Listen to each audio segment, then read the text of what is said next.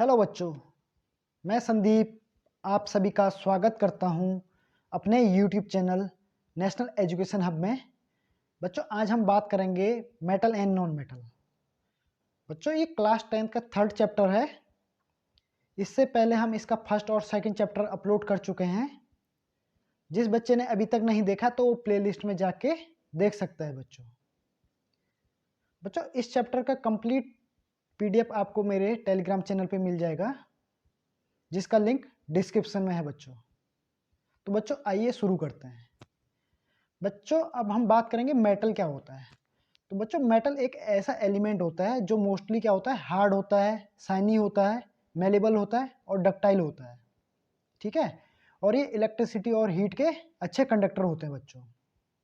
ठीक है, और बच्चों ये मोस्टली रूम टेम्परेचर पे सॉलिड कंडीशन में मिलते हैं। तो बच्चों हम इसकी प्रॉपर्टी की डीपली स्टडी करते हैं। बच्चों सबसे पहला प्रॉपर्टी इसका ये है कि बच्चों ये रूम टेम्परेचर पे क्या होता है, सॉलिड कंडीशन में पाया जाता है। बच्चों नेक्स्ट इसकी प्रॉपर्टी है कि ये हाई डेंसिटी का होता है। बच्चों थर्ड इसकी प्रॉपर्टी है कि इसका मेल्टिंग और बॉइलिंग पॉइंट काफ़ी हाई होता है।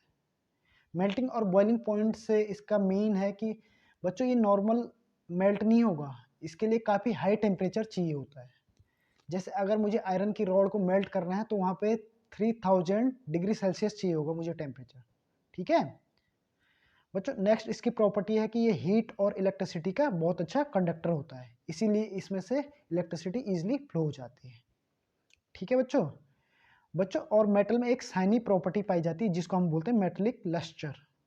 देखो बच्चों आपने देखा होगा कि नॉर्मली मेटल क्या होता है, शाइन करता है, तो इसको हम बोलेंगे मेटेलिक लस्टर।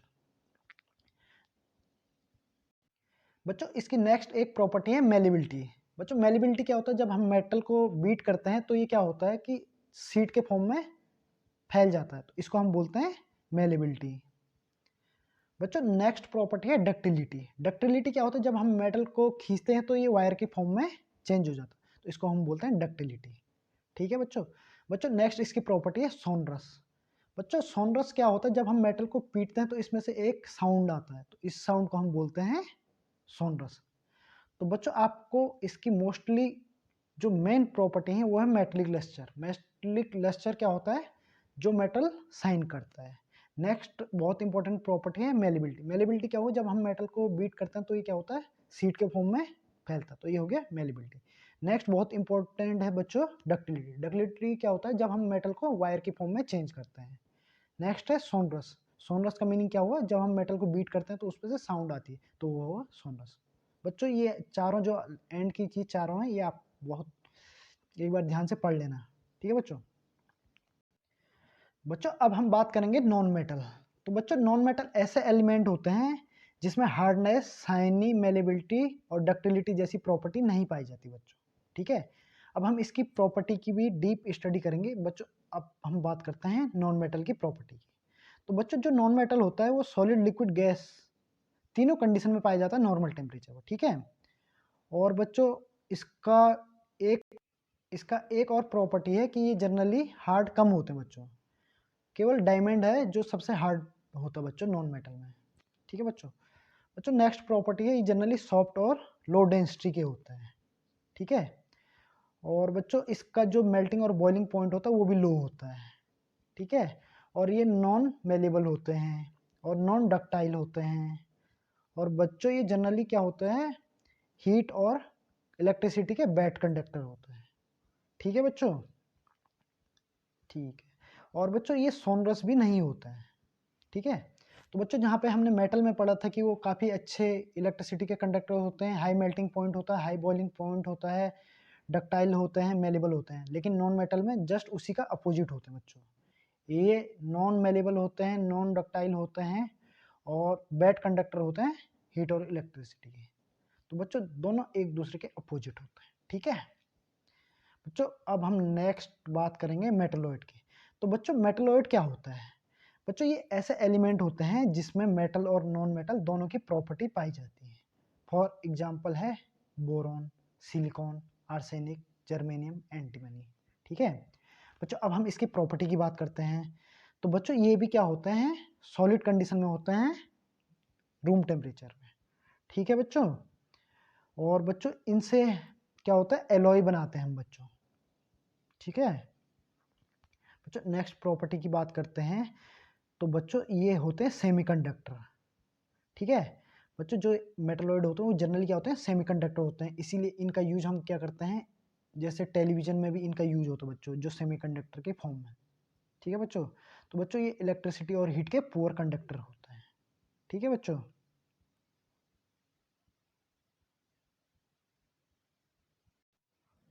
तो बच्चों आपने देखा कि मेटलॉइड क्या हुए, जो मेटल और नॉन मेटल दोनों की प्रॉपर्टी को फॉलो करते हैं थोड़ा थोड़ा, ठीक है बच्चों। तो बच्चों ये देखिए, आप यहाँ पे देखिए, जो एलिमेंट है उसको 3 कैटेगरी में पाया गया है, एक मेटल, मेटलॉइड और नॉन मेटल। तो जो ये मेटल है ये क्या है, बीच में है, तो इसके पास दोनों की प्रॉपर्टी होती है, ठीक है। तो मेटल के एग्जांपल देखिए आप, copper, chromium, gold, mercury. Non metal की कार्बन, ऑक्सीजन, नियोन, क्लोरीन। और मेटलॉइड की बोरॉन, सिलिकॉन, जर्मेनियम, आर्सेनिक, ठीक है बच्चों। नेक्स्ट बात करते हैं बच्चों ये देखिए आप, यहाँ पे ये डिफरेंस आ जाएगा बच्चों, ये बहुत इंपॉर्टेंट क्वेश्चन है आपके लिए कि मेटल और नॉन मेटल में डिफरेंस बताओ। तो बच्चों अगर हम फिजिकल बेस पे बात करते हैं, तो मेटल क्या होता है, यूजली सॉलिड, और non metal solid, liquid, gas, तीनों कंडीशन में पाया जाता है, ठीक है बच्चों। और नेक्स्ट बात करेंगे मेलेबिलिटी। तो मेलेबिलिटी क्या हो गया, मेटल की बहुत अच्छी होती है और नॉन मेटल की थोड़ा पुअर होती है। मेलेबिलिटी का मीनिंग समझ में आया, जब हम मेटल को बीट करेंगे तो वो क्या हो जाएगा, सीट की फॉर्म में चेंज हो जाएगा। नेक्स्ट आता है डक्टिलिटी। तो मेटल काफ़ी अच्छे डक्टाइल होते हैं और नॉन मेटल पुअर। तो डक्टाइल का मीनिंग आपको समझ में आ गया होगा कि जब हम किसी मेटल को वायर की फॉर्म में चेंज करते हैं तो उसको हम बोलते हैं डक्टाइल। मेटल ईजिली वायर की फॉर्म में चेंज हो जाएगा, ठीक है बच्चों। मेल्टिंग पॉइंट, मेल्टिंग पॉइंट क्या होता है, मेटल का काफ़ी हाई होता है और नॉन मेटल का लो होता है, ठीक है। बॉइलिंग पॉइंट मेटल का काफ़ी हाई होता है, नॉन मेटल का लो होता है। डेंसिटी क्या होती है बच्चों, काफ़ी हाई होती है मेटल की और नॉन मेटल की लो। कंडक्टिविटी और थर्मल कंडक्टिविटी मेटल की काफ़ी अच्छी होती है और नॉन मेटल की काफ़ी बेकार, ठीक है बच्चों। तो बच्चों बात करते हैं केमिकल प्रॉपर्टी ऑफ मेटल की। बच्चों ये बहुत इंपॉर्टेंट टॉपिक है, केमिकल प्रॉपर्टी ऑफ मेटल। तो बच्चों फर्स्ट आता है, मेटल ऑक्सीजन से क्या करते हैं, रिएक्ट करके क्या बनाते हैं, मेटल ऑक्साइड। एग्जांपल देखिए, यहाँ पे देखिए, मेटल प्लस ऑक्सीजन क्या बना है, मेटल ऑक्साइड। तो Cu प्लस O2 क्या बना, CuO। तो ये क्या हुआ, कॉपर प्लस ऑक्सीजन क्या बना, कॉपर ऑक्साइड, ठीक है। नेक्स्ट प्रॉपर्टी है बच्चों, मेटल कभी भी वाटर से रिएक्ट करके क्या बनाएगा, मेटल ऑक्साइड और हाइड्रोजन गैस। देखिए मेटल प्लस वाटर क्या बना है, metal oxide plus hydrogen. Example Ca plus H2O, तो क्या बना, CaOH का होल टू प्लस H2, ठीक है बच्चों। नेक्स्ट प्रॉपर्टी है मेटल की, ये एसिड से रिएक्ट करके क्या देगा, हाइड्रोजन गैस। तो मेटल, और यहाँ पे देखेंगे आप Zn प्लस HCl क्या बना, ZnCl प्लस H2। तो बच्चों ये बहुत इंपॉर्टेंट प्रॉपर्टी है ये तीनों, तो ये आपको याद होनी ही चाहिए। मेटल कभी भी ऑक्सीजन से रिएक्ट करके मेटल ऑक्साइड बनाएगा, मेटल वाटर से रिएक्ट करके मेटल ऑक्साइड और हाइड्रोजन गैस बनाएगा, और मेटल एसिड से रिएक्ट करके हाइड्रोजन गैस बनाएगा, ठीक है बच्चों। ठीक है बच्चों, नेक्स्ट बात करते हैं हम ऑक्टेन रूल। बच्चों ऑक्टेन रूल क्या होता है, कोई भी एटम अपने वैलेंस सेल में 8 इलेक्ट्रॉन को कंप्लीट करने के लिए,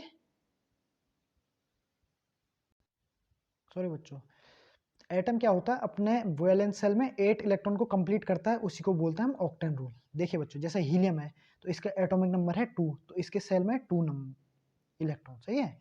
नियोन है, इसका एटॉमिक नंबर है 10, तो इसके ऑक्टेन में जो आउटर मोस्ट सेल है उसमें कितने हैं, 8 इलेक्ट्रॉन, सही है। तो आप इन सभी का देखिए, इनके जो लास्ट सेल है उसमें 8 इलेक्ट्रॉन होते हैं, इसी को हम बोलते हैं ऑक्टेन रूल, ठीक है बच्चों। बच्चों हम नेक्स्ट बात करेंगे यहाँ पे केमिकल बॉन्ड। तो बच्चों केमिकल बॉन्ड क्या होता है, तो बच्चों केमिकल बॉन्ड क्या होता है, ये फोर्स ऑफ अट्रैक्शन होता है बिटवीन 2 और मोर एटम्स, ठीक है बच्चों। तो आप यहाँ पे 2 टाइप के बॉन्ड पढ़ना है, एक होता है स्ट्रॉन्ग, एक होता है वीक। बच्चों आपको यहाँ पे केवल 2 बॉन्ड पढ़ने, एक कोवेलेंट एक आयनिक, ठीक है। लेकिन आपको पता होना चाहिए कि स्ट्रॉन्ग बॉन्ड कौन से हैं और वीक बॉन्ड कौन से हैं। तो वीक में कौन कौन से हैं, हाइड्रोजन एंड वंडरवाल। और स्ट्रॉन्ग में आप देख सकते हैं यहाँ पे 3 है, आयनिक, कोवेलेंट और मेटलिक और कोऑर्डिनेट। तो आपको केवल ये दो पढ़ना, आयनिक और कोवलेंट। तो बच्चों हम बात करेंगे आयनिक बॉन्ड की।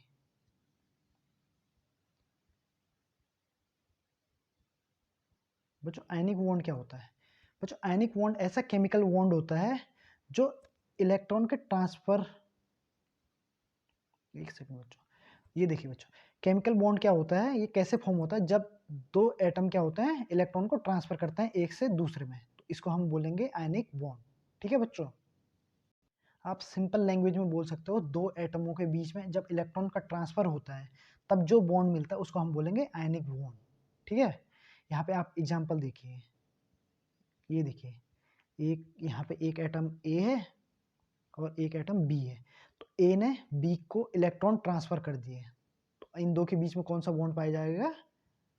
Ionic bond. ठीक है बच्चों, इसके कुछ एग्जांपल देखिए आप, NaCl, तो Na के पास क्या है बच्चों, एक एक्स्ट्रा है, ये हमने ऑक्टेन रूल से देखा कि जब हमने इसकी वैलेंसी निकाली सोडियम की तो 2 8 और 1 हुआ, और तो इसके बाद एक एक्स्ट्रा इलेक्ट्रॉन है बच्चों, और क्लोरीन के पास क्या है 2 8 7, तो क्लोरीन को एक चाहिए इसके ऑक्टेन रूल को कंप्लीट करने के लिए।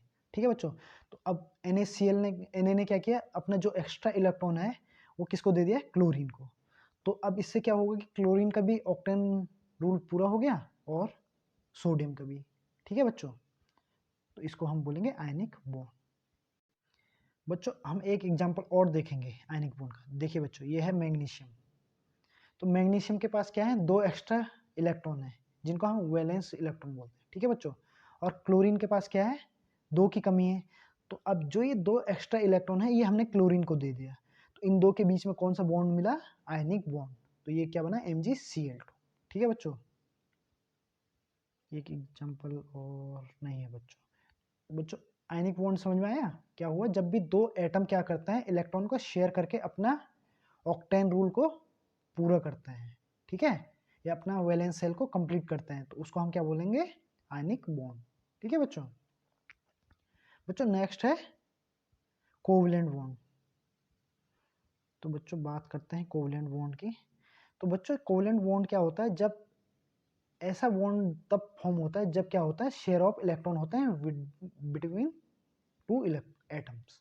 ठीक है बच्चों, तो बच्चों सिंपल है, जब दो एटम क्या करते हैं, इलेक्ट्रॉनों को आपस में शेयर करके अपना वैलेंसी कंप्लीट करते हैं। ठीक है बच्चों, तो देखिए आप, यह है ए और बी, तो इन्होंने क्या किया, एक ने भी बी से कुछ हेल्प मांगी और बी ने भी ए से कुछ हेल्प मांगी, तो दोनों ने क्या किया, अपने अपने वैलेंसी को कंप्लीट किया, तो इसको हम क्या बोलेंगे, कोवलेंट बॉन्ड।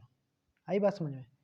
तो बच्चों क्या होता है, जनरली कोई भी एटम है उसके जो आउटर मोस्ट सेल है उसमें 8 इलेक्ट्रॉन होने चाहिए, अगर उसमें कम या ज़्यादा है तो उसको हम कंप्लीट करने के लिए क्या करेंगे, इलेक्ट्रॉनों को शेयर करेंगे, तो उसको बोलेंगे हम कोवलेंट बॉन्ड। ठीक है बच्चों, आप एग्जांपल देखिए, हाइड्रोजन है, तो हाइड्रोजन के पास एक एटम है, सही है, तो हमने क्या किया, दो हाइड्रोजन को लिया, तो दोनों ने एक एक इलेक्ट्रॉन यहाँ पे शेयर किया है, ये देखिए आप,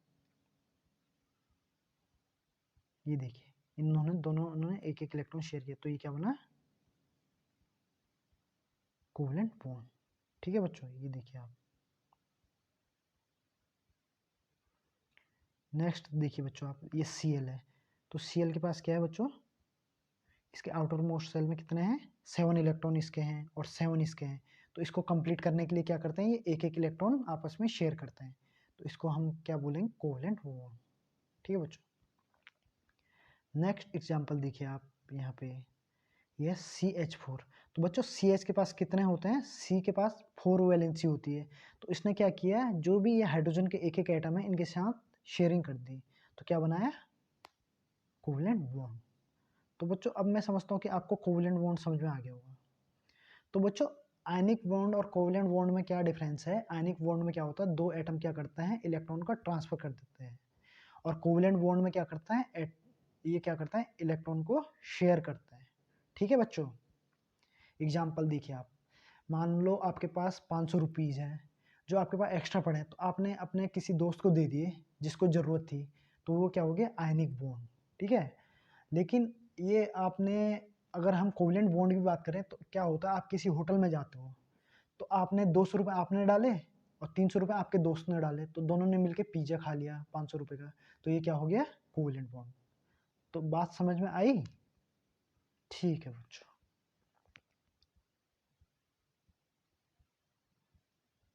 बच्चों इसके बाद हम बात करेंगे एलॉय की। तो बच्चों एलॉय क्या होता है? एलॉय मिक्सचर होता है दो और दो से ज़्यादा मेटल या एक मेटल और एक नॉन मेटल के मिक्सचर को हम बोलते हैं एलॉय। ठीक है बच्चों। तो बच्चों एलॉय हम जनरली क्यों बनाते हैं?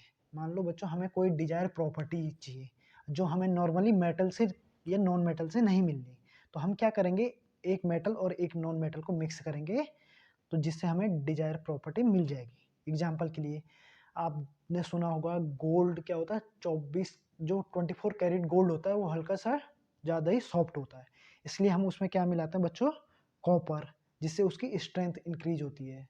तो बच्चों जो हम 22 कैरेट गोल्ड बोलते हैं उसमें क्या होता है, जो 2 ग्राम होता है वो क्या होता है बच्चों, कॉपर होता है, और 22 गोल्ड। सही है बच्चों। तो जनरली हम अगर क्या करते हैं, दो मेटल या एक मेटल और नॉन मेटल का मिक्स बनाते हैं तो उसको हम बोलेंगे एलॉय। और ये हम क्यों करते हैं, क्योंकि हमें डिजायर प्रॉपर्टी चाहिए होगी। ठीक है बच्चों।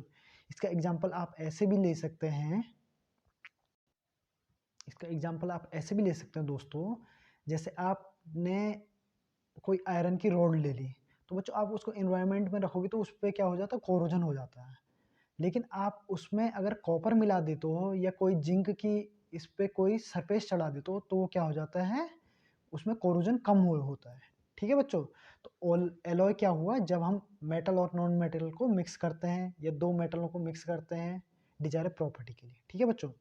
तो बच्चों इसकी हम प्रॉपर्टी जानेंगे कि एलॉय की कुछ प्रॉपर्टी हैं जो काफ़ी इंपॉर्टेंट है।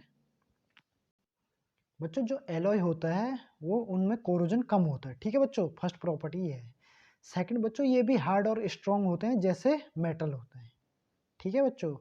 नेक्स्ट प्रॉपर्टी होती है बच्चों, ये थोड़ा कंडक्टर कम होते हैं एज कंपेयर टू मेटल। ठीक है बच्चों। और सम बच्चों कुछ मेटल, कुछ एलॉय की जो मेल्टिंग पॉइंट होती है वो काफ़ी लो होती है as compared to pure metal. ठीक है बच्चों। और बच्चों जो अगर किसी मेटल का मरकरी के साथ एलॉइंग कराएंगे तो वो क्या बनेगा, अमलगम। ठीक है बच्चों। तो बच्चों एलॉय दो टाइप के होते हैं, एक होता है फेरस, एक होता है नॉन फेरस।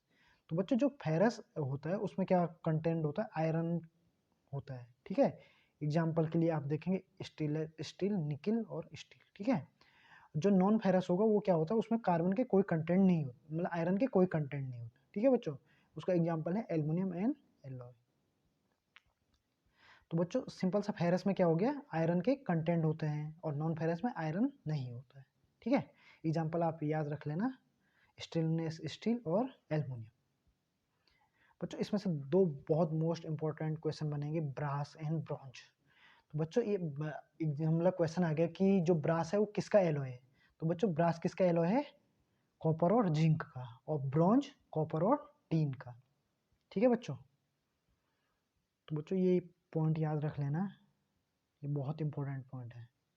ये देखिए ब्रास यहाँ पे आपको दिख रहा है, ब्रास क्या है, Cu+Zn, और ब्रॉन्ज क्या है, Cu+Sn। इसको बोलते हैं हम कॉपर और टीन, उसको बोलेंगे कॉपर और जिंक।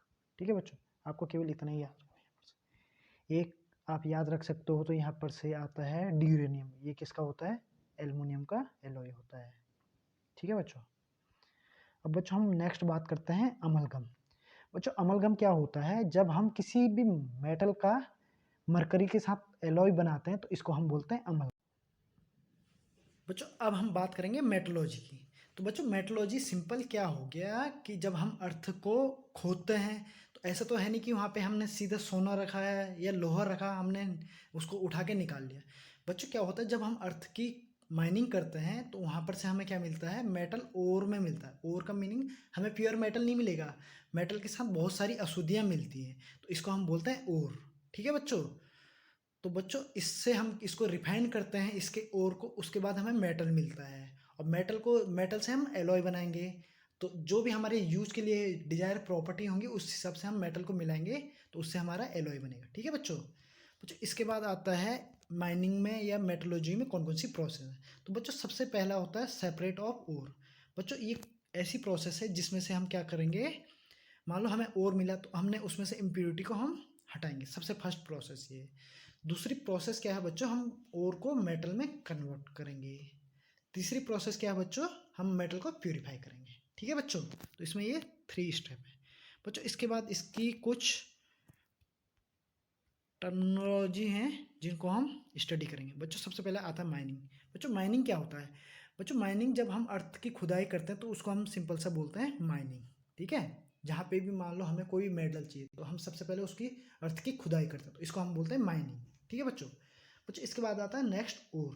बच्चों ओर क्या होता है बच्चों, हमें सीधा, मैंने बोला था कि जो मेटल होता है वो हमें सीधा नॉर्मल मेटल नहीं मिलता, मेटल के साथ बहुत सारी अशुद्धियाँ मिलती हैं। तो जो ये पूरा हमें मतलब एक हिसाब से प्रोडक्ट मिला उसको हम बोलते हैं ओर। ठीक है, जब हम मतलब एक हिसाब से अर्थ की खुदाई करते हैं तो हमें जो भी चीज़ें मिली तो वो क्या हो गया, ओर हो गया। ठीक है बच्चों। इसके बाद आता है गैंग। बच्चों गैंग क्या होता है, जो ओर में जो भी इम्प्योरिटी होती है उसको हम बोलते हैं गैंग। एग्जाम्पल देखिए आप बच्चों, आपने कहीं पे खुदाई की, वहाँ पे आपको ओर मिला। ओर क्या मिला, ये देखिए डायग्राम के थ्रू समझेंगे बच्चों। हमने यहाँ पे खुदाई की तो हमें इस तरीके से कोई एक सबसे मटेरियल मिला। तो बच्चों इसमें कुछ इम्प्योरिटी होंगी, कुछ प्योर मटेरियल होगा, कुछ क्या होगा।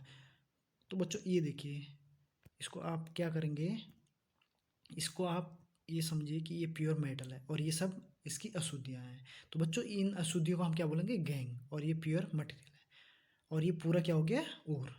आई बात समझे बच्चों, क्या हुआ, ये पूरा क्या है, ओर। ये है प्योर मटेरियल जो ये अंदर का है, और ये बाहर की क्या है, अशुद्धि है। ठीक है, अब बात समझ में आ गई होगी। ठीक है, तो बच्चों अब हम बात करेंगे स्लेज। बच्चों क्या होता है, जब हम क्या करते हैं, ओर को मेल्ट करते हैं तो जो अशुद्धियाँ होती, जो इम्प्योरिटी होती है वो क्या होती है, मेल्ट हो जाती है। उसी को हम बोलते हैं स्लेज। ठीक है बच्चों। बच्चों इसके बाद हम बात करेंगे स्मेल्टिंग की।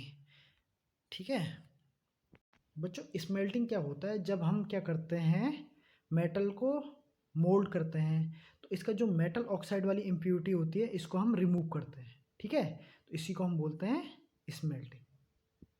ठीक है, तो आप सिंपल सा लैंग्वेज में समझ सकते हैं, जब हम ओर को हीटअप करेंगे तो जो भी एक सबसे इम्प्योरिटी है वो स्लीज की फॉर्म में निकल जाती है, तो इसकी को हम क्या बोलते हैं, स्मेल्टिंग। अब बात समझ में आई। ठीक है, अब हम बात करेंगे रोस्टिंग। बच्चों रोस्टिंग क्या होता है बच्चों, रोस्टिंग एक ऐसी प्रोसेस है जब हम ओर को क्या करते हैं, हीटअप करते हैं। ठीक है, इम्प्योरिटी को रिमूव करने के लिए। और ये कब होता है, जब मेल्टिंग पॉइंट से लो पे और एयर की प्रेजेंस में। ठीक है, तो जो इम्प्योरिटी हो क्या होता है, ऑक्साइड में चेंज हो जाता है, तो इसी को हम बोलते हैं रोस्टिंग।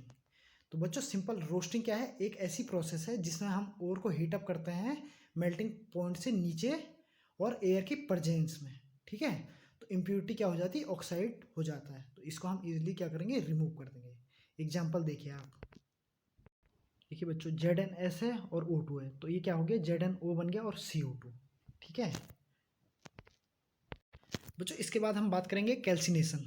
बच्चों कैल्सिनेशन क्या होता है, सिंपल ओर को हम हीटअप करते हैं इसके मेल्टिंग पॉइंट से नीचे और एयर की अब्सेंस में, तो क्या होगा, जो भी इम्प्योरिटी है वो क्या हो जाएंगी, रिमूव हो जाएंगी। इसको बोलेंगे हम कैल्सिनेशन। सही है, CaCO3, तो इसको जब हमने हीटअप किया तो इस CaO और CO2 में ब्रेक हो गया।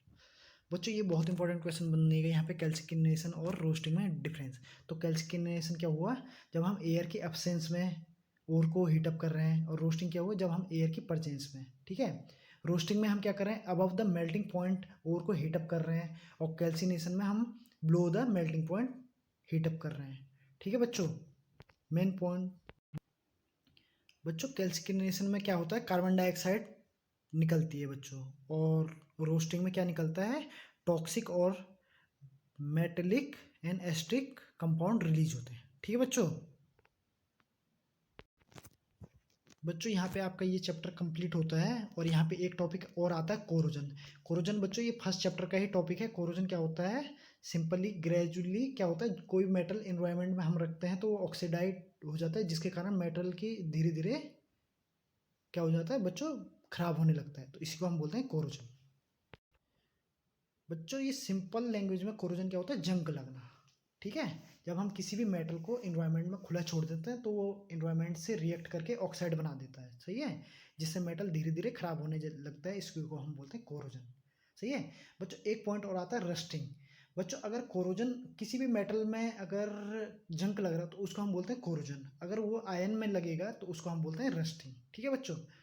तो बच्चों यहाँ पे कोरोजन के दो टाइप हैं, एक होता है ड्राई कोरोजन, एक होता है वेट कोरोजन। ड्राई कोरोजन क्या होता है, जहाँ पे एब्सेंस ऑफ मॉइस्चर में होता है तो वो हो गया ड्राई कोरोजन, अगर वो मॉइस्चर की प्रेजेंस में होगा तो उसको हम बोलेंगे वेट कोरोजन, ठीक है बच्चों। बच्चों यहाँ पे दो मेथड है कोरोजन को प्रिवेंट करने के, एक तो हो गया एलोइंग। देखो बच्चों मान लो कोई आयरन पे बहुत ज़्यादा क्या हो रहा है, कोरोजन हो रहा है, तो मैं उस पर क्या करूँगा, कोई अदर मेटल उसके साथ एलोइंग कर दूंगा, जिससे क्या होगा वो उसमें कोरोजन नहीं होगा, ठीक है बच्चों। नेक्स्ट आता है सरफेस कोटिंग। बच्चों क्या होगा, जब मैं जैसे पेंट, आप एग्जांपल समझ सकते हो, हम क्या करते हैं घरों पे जो भी लोहे के दरवाजे होते हैं उन पे पेंट करते हैं, तो उसका रीजन क्या है, हम उसकी सरफेस पे कोटिंग करते थे। तो इसमें बच्चों दो तीन मेथड हैं, आप एक बार इसको देख लेना, ठीक है बच्चों। बाकी ये चैप्टर कंप्लीट हो चुका है बच्चों, इसमें मैंने कुछ इंपॉर्टेंट क्वेश्चन रखे हैं तो आप इनको ज़रूर सॉल्व करें, ठीक है बच्चों। एक क्वेश्चन ये बनता है, केमिकल नेम ऑफ रस्ट, जो ये जंक लगता है, तो इसका होता है Fe2O3 इंटू XS2, सही है बच्चों। इसका केमिकल नाम है हाइड्रेट फेरिक ऑक्साइड, ठीक है।